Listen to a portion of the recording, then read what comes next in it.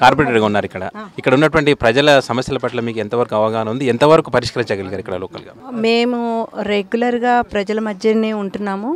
నేననే కాదు, మా ఏదైతే టీఆర్ఎస్ మా టీమ్, మా వార్డ్ మెంబర్స్ అయితేనేమి, డివిజన్ ప్రెసిడెంట్ గారు అయితేనేమి, అలాగే సీనియర్ లీడర్స్ జీవికన్నన్న, కరంచంద్ అన్న, అట్లనే నేరేడ్మెట్లో శ్రీనివాస్ రెడ్డి గారు, ఇంకా ఎందరో మంది లీడర్స్ తోటి మేము కలిసి వెళ్ళటం జరుగుతుంది. ప్రతినిత్యం కూడా వాళ్ళ మధ్య ఉంటూ ప్రజల సమస్యలు తెలుసుకుంటున్నాము. చాలా మటుకు కూడా మేము తీర్చగలుగుతున్నాము. అంటే కొన్ని శాంక్షన్స్ కొద్దిగా లేట్ అవుతుంటవి, బట్ ఒక్కొక్కటి మేము నెమ్మదిగా తీర్చగలుగుతున్నాము. కానీ ఇక్కడ మెయిన్ ప్రధాన సమస్య ఇక్కడ మొత్తం అందరూ అడుగుతున్నది ఏంటంటే డబల్ బెడ్రూమ్ ఇల్లులు. ముఖ్యంగా మన మల్కాజ్గిరి నియోజకవర్గంలో స్థలం లేకపోవటం వలన ఇప్పటి వరకు డబల్ బెడ్రూమ్లు నిర్మించుకోలేకపోతున్నాము.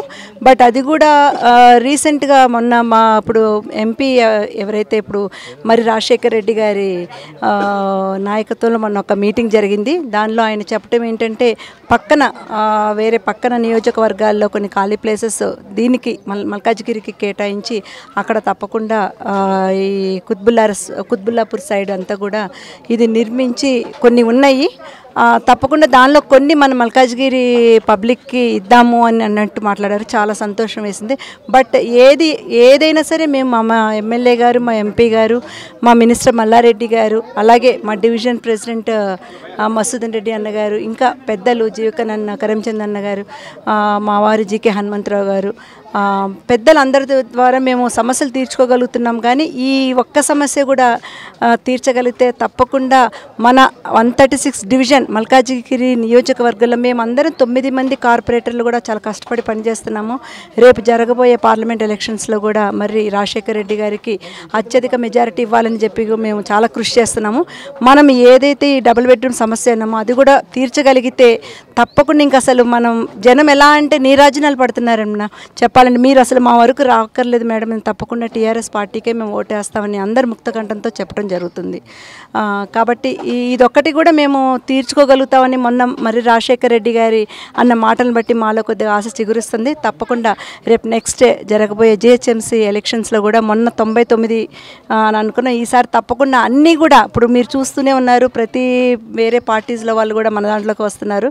కాబట్టి మొత్తం జిహెచ్ఎంసీ మా కౌన్సిల్ హాల్ మొత్తం మన టీఆర్ఎస్ పార్టీ కార్పొరేటర్స్తోనే నిండిపోతుందని కూడా మేము అనుకుంటున్నాము. కాంగ్రెస్ పార్టీ నుంచి బలమైన లీడర్ ఉన్నారు రేవంత్ రెడ్డిని, ఎట్లా ఎదుర్కోబోతున్నారు? మీరు రేవంత్ రెడ్డి గారి గురించి చెప్తే ఆయన వాయిస్ వినిపిస్తున్నారు. మొన్న కొడంగల్ దీనిలో కూడా నేను ఈ చేస్తాను మనదే గెలుపు అని అన్నారు. అనటం తప్పులేదు, బట్ ఇక్కడికి వచ్చారు అంటే జనాల్లో కొద్దిగా ఆయన వ్యక్తి తెలిసిన వ్యక్తి.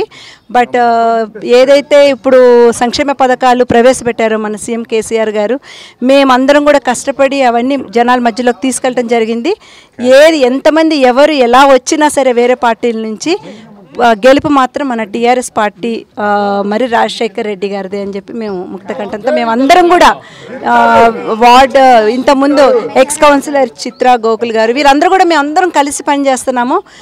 తప్పకుండా మేము మరి రాజశేఖర్ రెడ్డి గారికి విజయం తీసుకొచ్చి పెడతాము అత్యధిక మెజారిటీతో అని చెప్పి మీకు మాట ఇస్తాం.